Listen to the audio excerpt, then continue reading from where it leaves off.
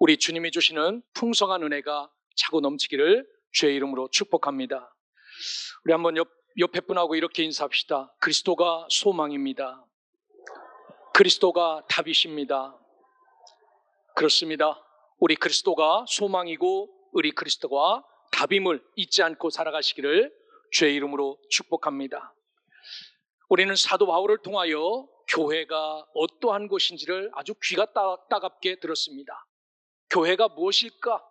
비유할 어떤 것으로 비유해야 교회를 가장 아름답게 설명할까? 라고 해서 우리 몸이 교회다라고 말합니다. 이 교회 안에는 이렇게 팔과 다리와 손과 귀와 입과 눈과 여러 기관이 붙어 있듯이 우리 교회가 이렇게 많은 영혼이 붙어 있다. 그런데 이렇게 붙어 있으려면 믿음이 필요하다라고 말합니다. 교회는 천사들의 집합체가 아니라 죄인들의 모인 곳이지요. 그래서 이곳에 예수 안에 있으려면 믿음이 있어야 됩니다. 뿐만 아니라 이 믿음이 그저 뿌리 없는 믿음이 아니라 깊게 뿌리를 받고 예수를 바라보고 살아야 됩니다. 그리고 깨어 있어야 됩니다. 그래서 우리는 지난 주간 마태복음 25장의 말씀을 통하여 예수만을 바라보며 끝까지 승리하는 신앙을 잘 유지하기 위하여 깨어 있어야 된다라는 말씀을 들었어요. 그러면 깨어서 무엇을 할 것인가에 대해서 오늘 말씀을 나누도록 하겠습니다. 여러분, 깨어서 무엇 하시겠습니까? 오늘 성경은 사명을 깨닫고 십자가를 지고 주님을 따르는 것, 이것이 우리에게 요청하시는 성경의 말씀임을 기억하고 이 사순절 기간 우리가 깊이 새겨야 될 말씀은 주님이 왜 이 땅에 오셨는지를 잘 깨닫고 예수 안에서 깨어서 주님과 함께 같은 자리에 서서 믿음의 길을 잘 걸어가는 귀하고 복된 성도들 되시기를 주의 이름으로 축복합니다. 오늘 본문은 저 예루살렘에서 북쪽으로 한참 올라가면은 갈릴리 호수가 있지요. 갈릴리 호수에서 더 북쪽으로 올라가면 가이사라 빌립보라는 지방에 예수님이 제자들과 함께 이르렀습니다. 그리고 그곳에서 너무나도 궁금했던 질문을 제자들에게 하세요. 28절에 보면 사람들이 나를 누구라고 하느냐라는 것을 예수님이 제자들에게 묻습니다. 다니면서 사람들이 예수와 함께 다니는 제자들에게 그 양반 사기꾼 같다. 그 양반 진짜 하나님의 아들 같다. 뭐 평가하지 않겠습니까? 예수님이 궁금하여 사람들이 나를 뭐라고 하느냐라고 물어요. 이때 제자들이 지금까지 들은 것을 이야기합니다. 세례 요한과 같다라고 말씀하십니다. 라고 말합니다. 어떤 사람은 예수님이 베풀었던 기적을 보면서 그분은 엘리야 같은 분이다 라고 비유도 합니다. 뿐만 아니라 여러 선지자들처럼 말을 조목조목하여 하나님의 뜻을 가르치니 선지자 중에 하나입니다 라고 대답을 합니다. 이 대답은 세상 사람들이 예수님을 바라보고 하는 대답이었어요. 그런데 예수님은 더 궁금한 것은 그러면 너희들은 3년 동안 먹고 마시고 같이 자고 기적의 현장에도 삶의 현장에도 같이 있었는데 그러면 너희들은 나를 누구라고 하느냐라고 예수님이 묻습니다. 지금까지는 일반적인 견해를 묻었다면 너희들은 나를 누구라고 하느냐라고 묻는 말씀입니다. 이런 물음 앞에 베드로가 대답합니다. 주는 그리스도 신이다 라고 오늘 본문 29절에 말씀해요. 이와 똑같은 본문이 있는 마태복음 16장 16절에는 주는 그리스도시요 살아계신 하나님의 아들입니다 라고 위대한 신앙의 고백을 합니다. 예수님은 얼마나 기쁘셨을까요? 열심히 선생님이 제자들을 가르쳤는데 그 제자가 하나를 가르쳐주면 열을 깨우쳐요. 그런 선생님은 한없이 기쁘지요. 이처럼 예수님도 제자들을 붙잡고 열심히 이야기했는데 이 제자들이 너무나도 잘 깨달은 겁니다. 그래서 이제 때는 이때다 하여서 이 고백을 듣자마자, 이 신앙 고백을 듣자마자 오늘 31절에 보면 예수님의 진짜 사명, 진짜 이 땅에 오셔서 하실 일을 이야기하세요. 여러분, 오늘 이 아침에 예배하는 저와 여러분들은 믿음의 길을 걸어가면서 우리 예수가 누구인가? 라는 질문 앞에 분명한 신앙 고백이 있기를 주의 이름으로 축원합니다. 그분이 친구인지, 그분이 나를 복주시는 분인지, 그분이 나의 주인인지 이것을 잘 따지면서 분명한 신앙 고백이 있어야 됩니다. 나에게 맡겨주신 사명을 위해 나를 부인하고 주어진 십자가를 지고 믿음의 길을 잘 가기 위해서는 이분이 누구인지를 알아야 우리가 갈 수 있습니다.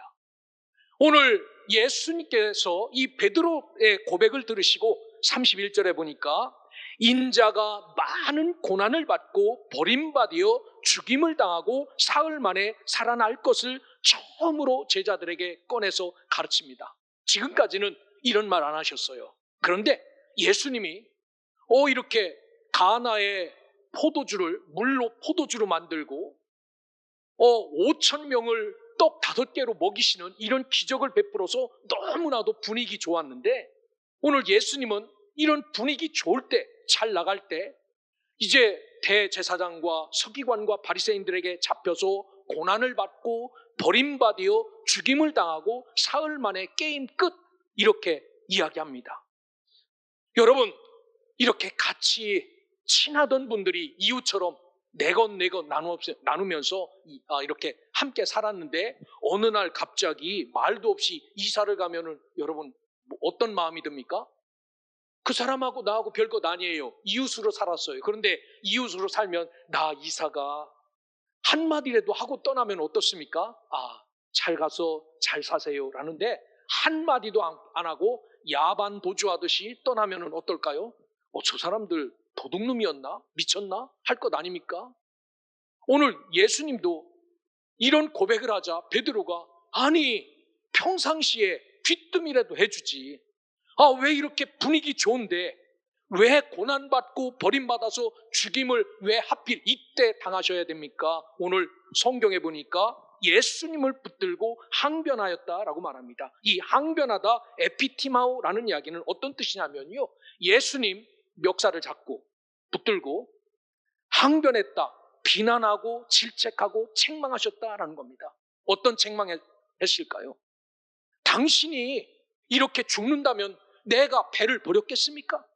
당신이 이렇게 이것으로 끝난다면 내가 그물을 버리고 당신을 따라왔겠습니까? 아니, 왜 그때 얘기하지 않고 3년간 따라왔는데 지금 왜 얘기하십니까? 라고 이 베드로가 죽어야 산다는 진리를 이야기할 때 항변하고 질책하였다라고 말합니다. 그래서 예수님은 너무 답답하여 이런 항변하는 제자들을 보시며 33절에 꾸짖어 이르시되 사단아 내 뒤로 물러가라. 네가 하나님의 일을 생각하지 않고 도리어 사람의 일을 생각하는 도다라고 책망합니다. 여러분, 믿음의 길을 걸어가는 저와 여러분들 가운데 예수님의 생각과 우리의 생각이 너무나도 다를 수 있어요. 오늘 이 자리에 어떤 사람은 예수를 믿으면 복 받는다고 하여서 온 자도 있습니다. 어떤 분은 이 자리에 큰 인생의 문제를 예수 믿으면 해결해 준다니까 이것 때문에 와 계신 분도 있어요. 어떤 분은 정말 몸이 아파서 하나님이 한번 만져주시고 고쳐주기를 바라는 믿음으로 와 계신 분도 있습니다. 분명한 이런 기도의 제목이 있는 거 너무나도 중요합니다. 그런데 분명한 이러한 것들이 우리의 목적이 되어서는 안 됩니다. 주 예수님은 이 땅에 당신의 뜻을 위해서 오셨죠. 그리고 그 목적이 하나님 앞에서 한 번도 바뀌지 않았어요.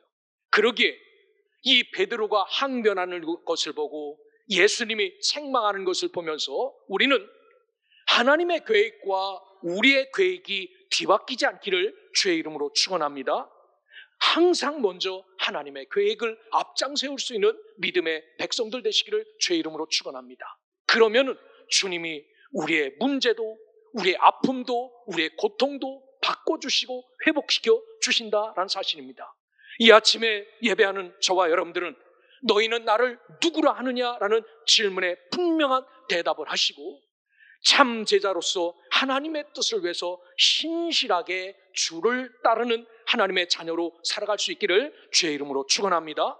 이런 질문 앞에서 우리가 주님을 따르기 위해서 베드로처럼 항변하는 자가 되지 않기 위해서 우리는 어떤 삶을 살아야 되는가? 첫째로 우리는 예수 그리스도를 잘 아셔야 됩니다. 나와 함께 하신 분, 나와 같이 계신 분, 나보다 앞서신 분, 이분이 누군가를 알아야 되지요. 여러분은 이 예수를 정말 잘 알고 이 자리에 나오셨습니까? 아니면 그분을 어렴풋이 아셔서 나왔나요? 알고 싶어서 나오셨나요? 분명한 것은 우리가 예수를 잘 알지 못하면 예수를 따를 수 없어요. 예수와 같은 자리에 있을 수도 없습니다. 그래서 성경에 보면은 안다라는 의미, 구약이나 신약이나 다 100% 체험을 통하여 알고 지각하고 느끼다라는 말입니다. 이게 원어의 뜻입니다. 여러분, 상대방을 알기 위해서는 어떻습니까? 악수라도 한번 해봐야 이 사람이 힘을 주는지, 이 사람이 흔들어 대는지 알 것 아닙니까? 한번 이 사람하고 밥이라도 같이 먹어봐야 이 사람은 오른손잡이구나, 왼손잡이구나, 이 사람은 뭐를 좋아하는구나 알 수 있지 않습니까? 한 번이라도 엎드려 이분의 이름을 불러봐야 이분을 만날 수 있지 않겠습니까? 그래서 이분이 어떤 분인지를 잘 체험하고 지각하고 느끼고 알아야 우리가 이 길이 행복한 길이고 이 길이 기쁨이 될 수 있다라고 말합니다. 많은 사람은 그리스도를 믿으려고 교회 나오지만 진정 믿음의 길을 걸어다가 이분이 누군지 모르기 때문에 좌절하고 낙심하는 것을 많이 볼 수 있습니다. 오늘 베드로의 신앙도 마찬가지입니다. 3년 동안 열심히 따라와서 이제 8분 응선을 넘어서 그 십자가에 달린 것을 앞에 두고 너희들은 나를 누구냐라고 물어요. 그런데 이 베드로는 주는 그리스도시요 살아계신 하나님의 아들입니다라고 멋지게 입술로는 고백했지만 예수님을 따르는 그 일이 인생 한번 펴보자고 갈릴리에서 평생 어부로 살았는데 이렇게 끝나지 않고 자기 인생 한번 성공하려고 예수를 따르는 겁니다. 지금까지 입술로는 예수를 높였지만 마음은 엉뚱한 데 있었다라는 사실을 깨달을 수 있죠. 여러분, 이처럼 우리의 계획과 하나님의 계획이 천지차일 수 있다라는 사실을 기억하고 저와 여러분들은 하나님 앞에 하나님이 어떤 분인지, 어떤 계획을 갖고 계신지, 앞으로 어떻게 움직이실 것인지, 앞으로 우리를 위해서 어떤 은혜를 베푸실 것인지를 잘 기억하며 이분이 어떤 분인지를 알고 따를 수 있는 믿음의 백성, 하나님의 자녀들 되시기를 주의 이름으로 축원합니다. 오늘 성경은 말합니다. 두 손 들고 예수님의 길을 방해했던 사도 베드로를 너는 사탄과 같은 존재다라고 말합니다.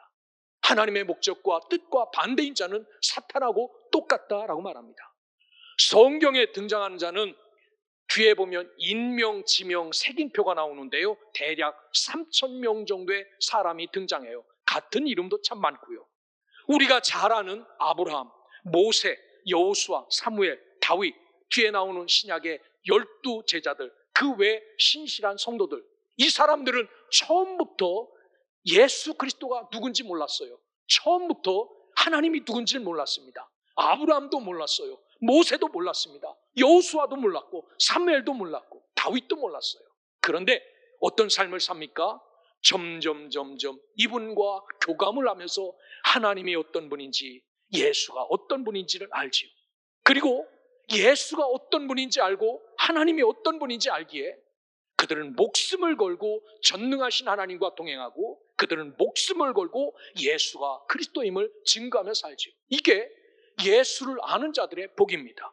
오늘 저와 여러분들도 저 요한복음 4장에 나오는 사마리아 여인처럼 처음에는 그가 누구인지 알 수 없지만 예수님이 물을 달라고 하는 내가 누구인지 알았더라면 이라고 반문하시면서 예수 알기를 원했던 그 사마리아 여인이 예수를 알고 나의 속사정을 다 알고 있는 이분이 진짜 그리스도다라고 나가서 외쳤던 것처럼 오늘 저와 여러분들도 연약한 믿음이 예수를 알고 부족한 믿음이 예수를 알아 예수 앞에 그분을 깨닫고 진정으로 흔들림 없이 믿음의 길을 걸어가는 이 시대 참 제자가 되기를 주의 이름으로 축원합니다. 두 번째로 성경은 뭐라고 말씀하시냐면은 그렇게 아주 야단 법석을 떨으면 나의 가는 길에 예수님의 가는 길에 그 방해가 되었던 베드로를 붙잡고 예수를 따르기 위해서 정말 필요한 것은 자기를 부인하는 삶을 살아야 된다라고 말합니다. 그래서 34절에 보면 나를 따라오려거든 자기를 부인하고 라고 말합니다. 여러분, 이 부인하다라는 아파르네우마이라는 이 성경의 원어에 보면 어떤 뜻이냐면요, 인연을 끊다는 아프라는 전치사와 아주 배반하다라는 뜻의 동사인 아르네우마이를 합친 거예요. 인연을 끊을 만큼 얼굴을 돌리는 거, 이게 뭘 것 같습니까? 무서운 얘기죠.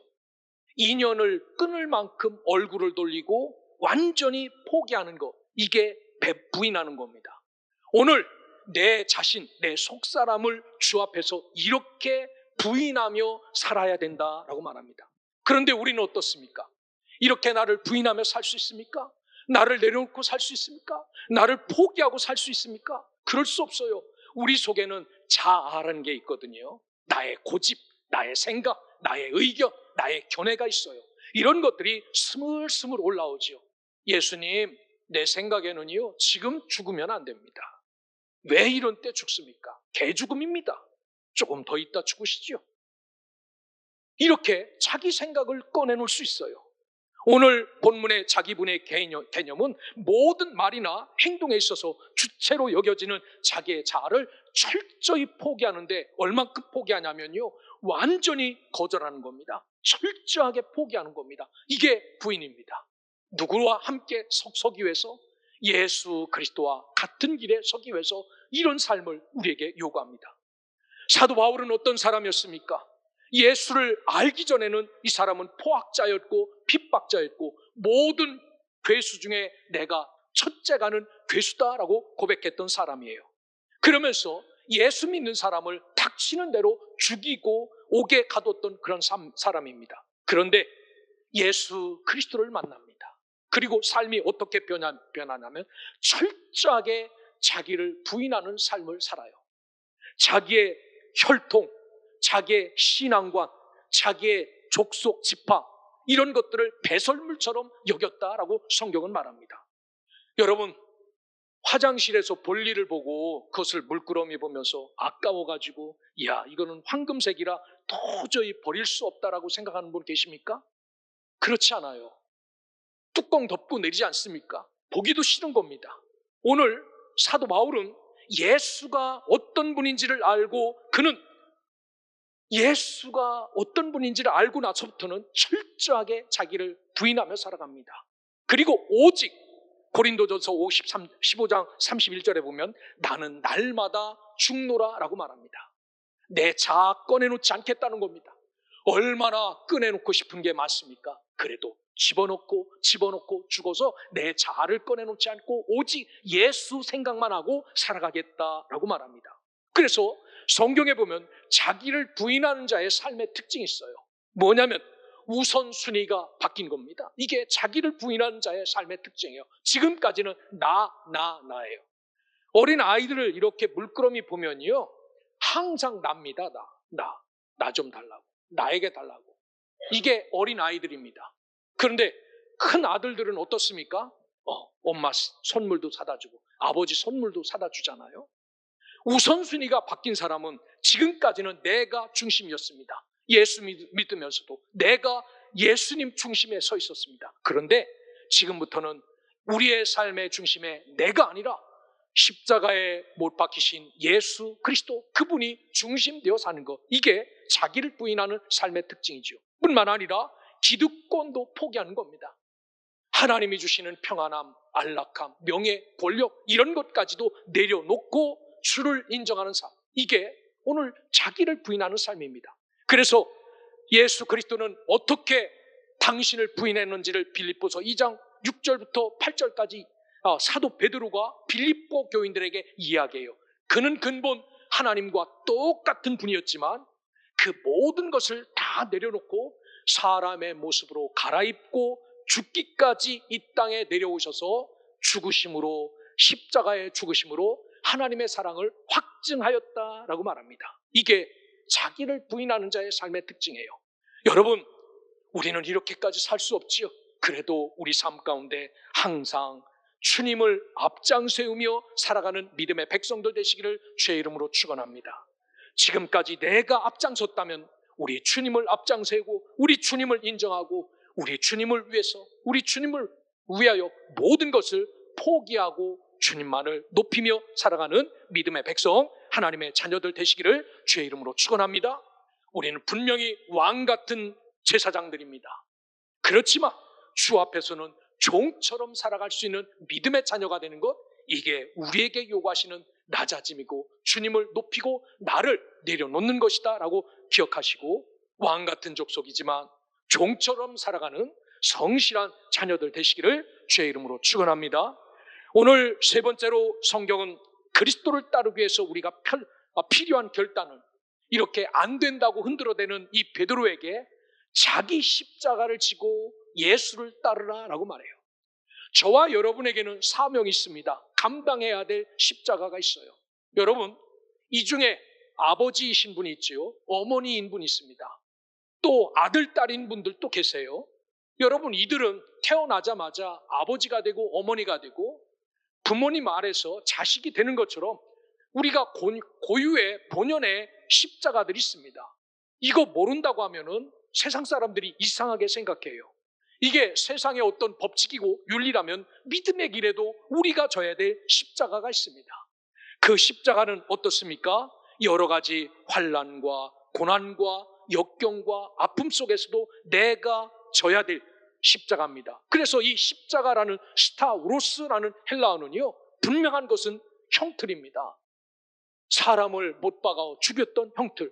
그런데 여기에는 상징적으로 순환과 죽음, 고난과 절망, 야망 또는 욕심을 소멸한 것이 여기에 다 들어있죠. 그리고 무엇을 치는 겁니까? 그거 내려놓고 우리 주님이 말씀하신 십자가, 우리 주님이 우리에게 주신 그러한 사명, 우리에게 요구하신 그 위대한 계명을 하나하나 지켜나가는 것, 이것이 우리의 십자가예요.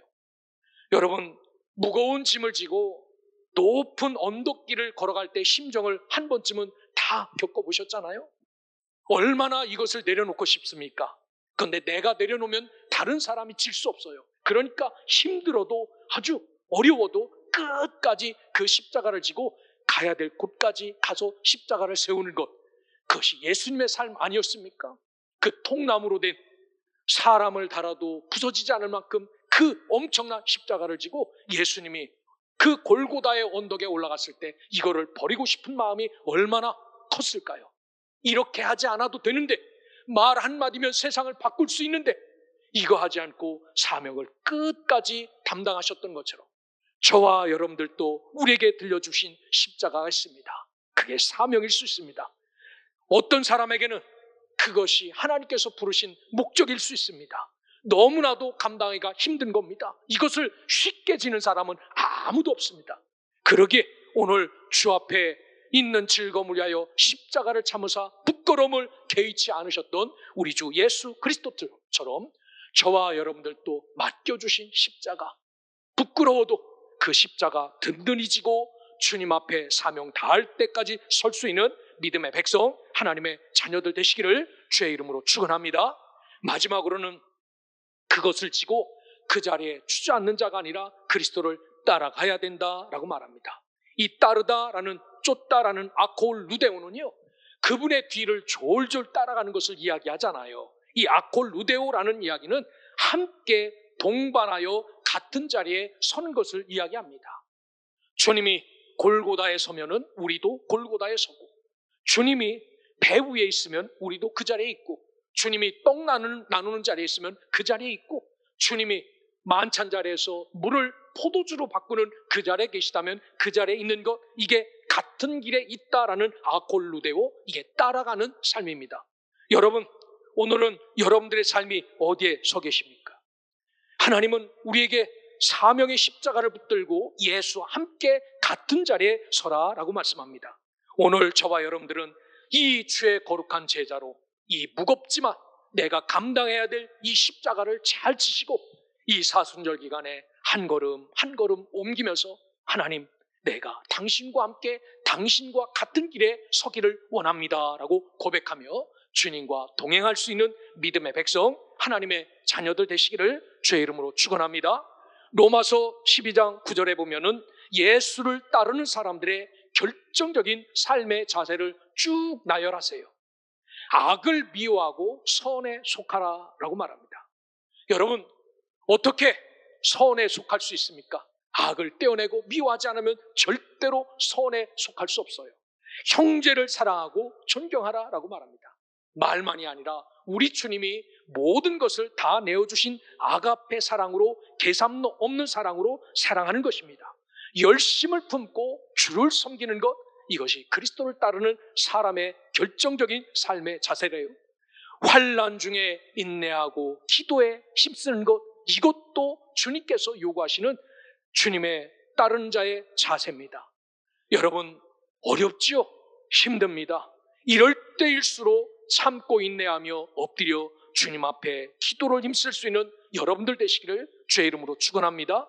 성도 대접하기도 힘쓰고 핍박하는 자를 오히려 축복하고 원수 갚는 것을 하나님께 맡기며 악을 선으로 이기라 우리에게 부탁하십니다. 이게 예수를 따르는 삶의 모습이다라고 말합니다. 예수님은 높고 높은 하늘의 보좌를 버리고 정말 낮고 천한 이 땅에 오셨어요. 여러분, 혹시 애를 낳으셨는데 마국간에다가 애를 낳아놓고 참나 좋다라고 하신 분 있습니까?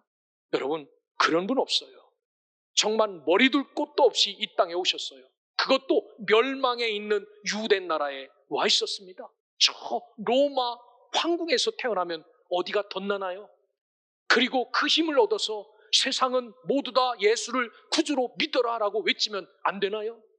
그런데 하나님은 그런 길을 선택하지 않으셨습니다. 그리고 모든 사람이 하나님의 사랑을 알기를 원하셨습니다. 그분이 누구신지, 그분이 무엇 때문에 여기에 계신지, 그리고 오늘 우리도 이것을 알라라고 말합니다.